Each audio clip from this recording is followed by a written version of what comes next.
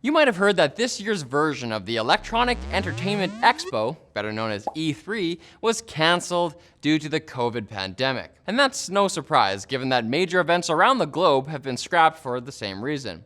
But after the world pulls out of this crisis, the future of E3 may very much be in doubt for reasons that have nothing to do with the pandemic.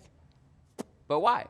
I mean, E3 has been a big deal for a long time. The show dates back all the way to 1995, when the gaming industry decided that it was tired of being an afterthought at tech trade shows, and finally said, "Screw you, we'll make our own event with blackjack and hookers." Just kidding about that last part, but after game developers set out on their own, E3 quickly developed into an important fixture for the industry.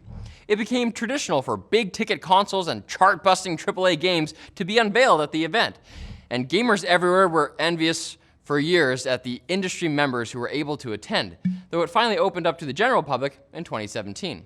So with gaming arguably a bigger force in our culture today than it's ever been in history, with the rise of esports and a smartphone that doubles as a mobile gaming platform in everyone's pocket, why would a trade show centered around video games be struggling?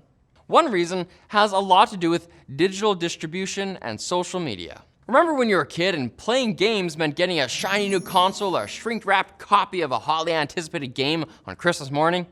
Obviously, dedicated consoles and physical media are still around, but companies can now get new games and updates out to gamers quickly.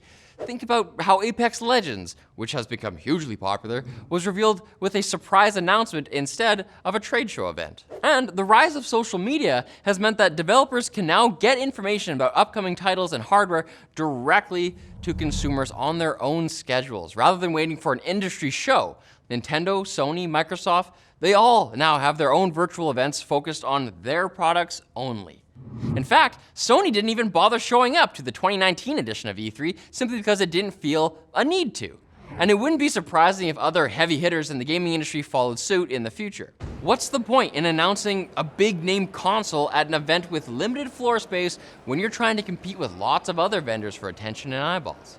Microsoft has already reflected this trend by announcing the Xbox Series X online instead of at a brick and mortar event. Then throw in the fact that E3 is facing increasingly stiff competition from other shows, like Gamescom or PAX or LTX, which are more focused on gamers and consumers than they are in industry insiders, potentially making them more appealing to developers who immediately want to create buzz with fans. Even one of E3's own has contributed to the show's decline.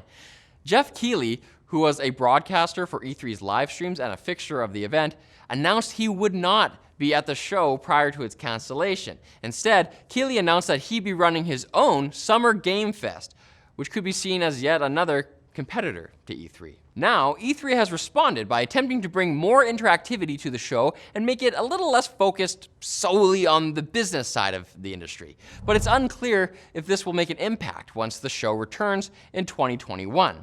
Though I wonder how much interactivity there will really be if we all have to stand 6 feet apart. This episode was brought to you by the iFixit Pro Tech Toolkit. The iFixit Pro Tech Toolkit will help you tackle any electronics repair challenge. You get over 13 different tools, including a 64-piece screwdriver kit, a steel pry blade called the Jimmy, and a suction cup for removing phone and tablet glass. You don't need to be a genius to do this stuff, you just need the right tools. And all iFixit tools are backed by a lifetime warranty, so you've got nothing to lose. Thanks for watching, guys. If you like this video, give it a thumbs up, hit subscribe, and be sure to hit us up in the comments section with your suggestion for topics that we should cover in the future.